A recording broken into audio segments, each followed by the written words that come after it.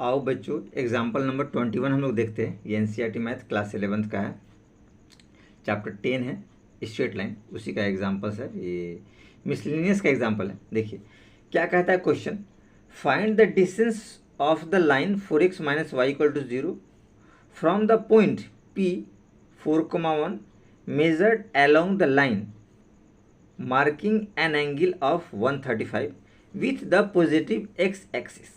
मतलब कहता है कि find the distance of the line, उस लाइन का डिस्टेंस आपको बताना है जो लाइन दे रखा है 4x माइनस वाई। ये देखिए 4x माइनस वाई ये वाला लाइन है जो हमने यहाँ ड्रॉ कर रखा है। देखिए वाई एक्सिस है, एक्स एक्सिस है, तो ये वाला लाइन रहा। फ्रॉम द पॉइंट, एक पॉइंट है, देखिए पॉइंट ये रहा, ये जो पॉइंट रहा यहाँ रहा P41, ठीक है ना। Measured along the line marking an angle, ये लाइन जो है ये किस एंगल पे है, तो 135 के एंगल पे झुका हुआ ए वाला लाइन आपका हो गया, जिसको लाइन हमने L1 कहा है, ठीक है। और 4x माइनस वाई ये लाइन L2 कहा है, ठीक है। With the positive x axis, देखिए ये 135 जो है एक्स एक्सिस के साथ है, पॉजिटिव एक्स एक्सिस के साथ, ठीक है। तो हमको पता करना है इसका डिस्टेंस। इसका डिस्टेंस मतलब होता है ये डिस्टेंस PQ का निकलेगा, ध्यान रखिएगा, इसी PQ का डिस्टेंस निकलेगा, ठीक है। तो चलिए हम लोग चलते हैं, कुछ विशेष ऐसा नहीं, ठीक है। तो सबसे पहले कुछ इसके पार्ट्स वगैरह जो हैं उनको थोड़ा सा ध्यान से लिख लेते हैं, गिवन वगैरह में तो ज़्यादा अच्छा रहता है। तो हम लोग को क्या करना है कि पहले तो फाइंड करना है PQ, ठीक है। तो एज इट इज़ आप चाहे तो लिख सकते हैं, वो आपकी मर्जी है, नहीं तो ऐसा कुछ विशेष नहीं है, ठीक है ना। तो देखिए हमको फाइंड करना है, find PQ equal to what, ठीक है ना। और ये एंगल जो दे रखा है यानी कि थीटा जो दिया है 135 डिग्री, ये आपको दे रखा है पॉजिटिव एक्सिस के साथ, ये जो लाइन है, ठीक है, करेक्ट है।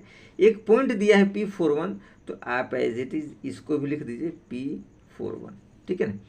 ये डायग्राम आप थोड़ा अच्छी से तरीके से समझ लीजिए। देखिए एक्स एक्सिस है, ये वाई एक्सिस है, कुछ विशेष ऐसा नहीं है, ठीक है।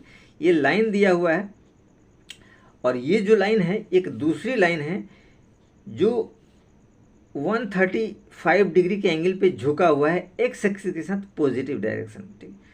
तो ये जो पॉइंट दिया है 135 वाले लाइन के साथ वो P है, और इसी से इसकी डिस्टेंस बताना है। ये जो Q पॉइंट्स है जो दूसरे लाइन पे कट कर रहा है, तो इसके डिस्टेंस को हम लोग को एज इट इज बताना है।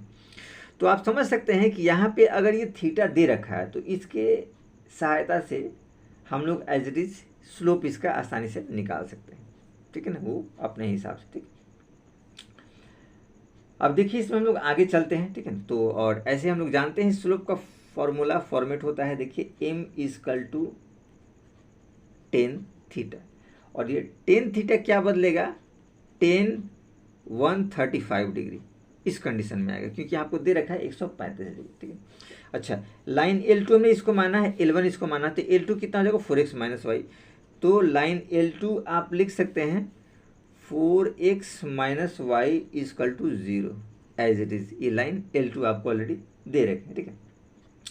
अब देखिए अगर हम लोग लाइन L1 की बात करें इक्वेशन के लिए, ठीक है, लाइन L1 की हम लोग बात करें इक्वेशन के लिए, तो हमारे पास दो पॉइंट्स ये आ गए हैं, देखिए Q और P। Q को हमने क्या माना है, XY माना है, लेट, ठीक है ना। तो एज इट इज आप कर सकते हैं, ठीक है ना। ये देखिए Q जो पॉइंट है इस लाइन को भी सेटिस्फाइड करेगा, ध्यान रखिएगा। Q क्या करेगा, क्योंकि ये Q जो है ना इस लाइन के ऊपर भी पॉइंट्स है, यानी अगर एक्स वाई का वैल्यू, इसकी वैल्यूज को इसमें पुट कर दिया जाए तो सेटिस्फाइड कर सकता है, ठीक है। तो देखिए हम लोग लिखते हैं इक्वेशन ऑफ लाइन L1 के लिए, देखिए L1 के लिए लिखेंगे इक्वेशन ऑफ लाइन L1 की बात हम लोग कर रहे हैं। देखिए तो इसमें हम लोग कर सकते हैं पॉइंट स्लोप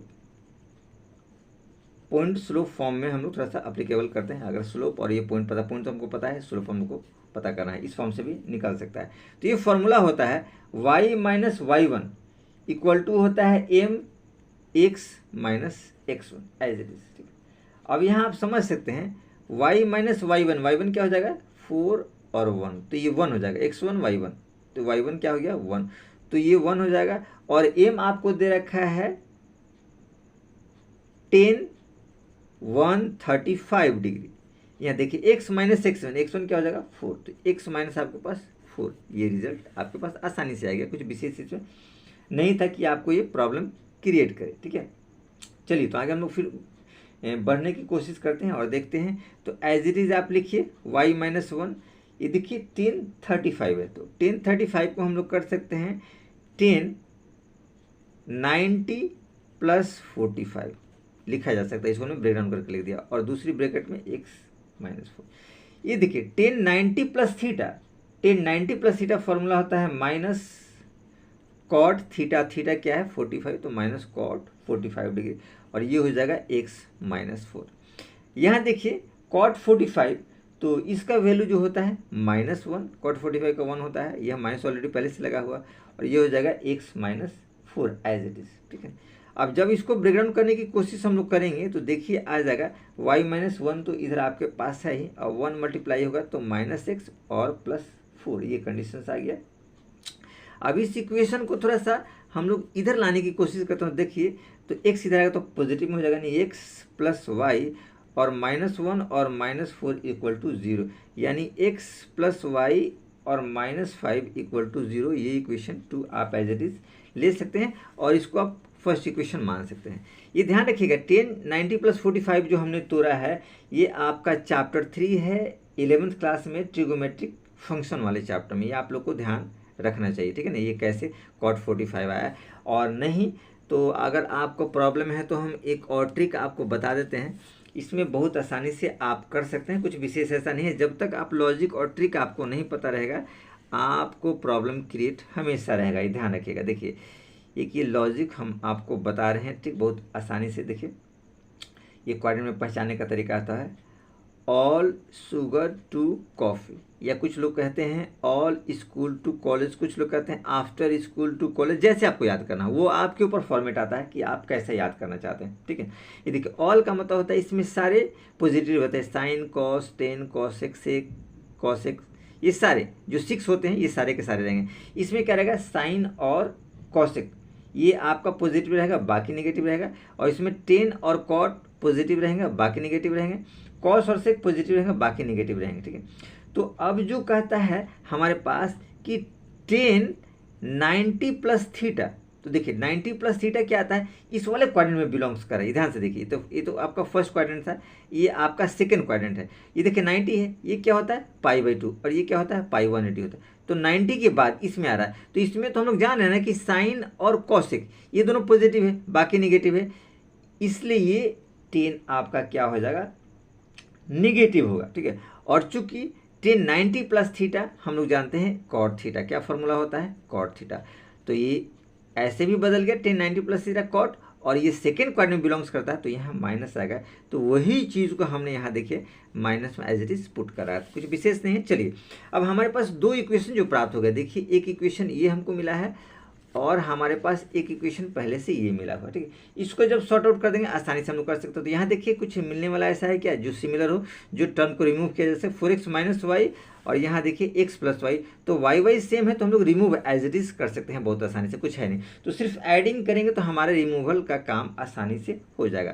तो यहाँ हम लोग लिख देते हैं एड इक्वेशन 1 and 2 और वी गेट, ऐड करने पे देखिए हमारे पास क्या मिलता है। तो हमारे पास इक्वेशन है 4x माइनस वाई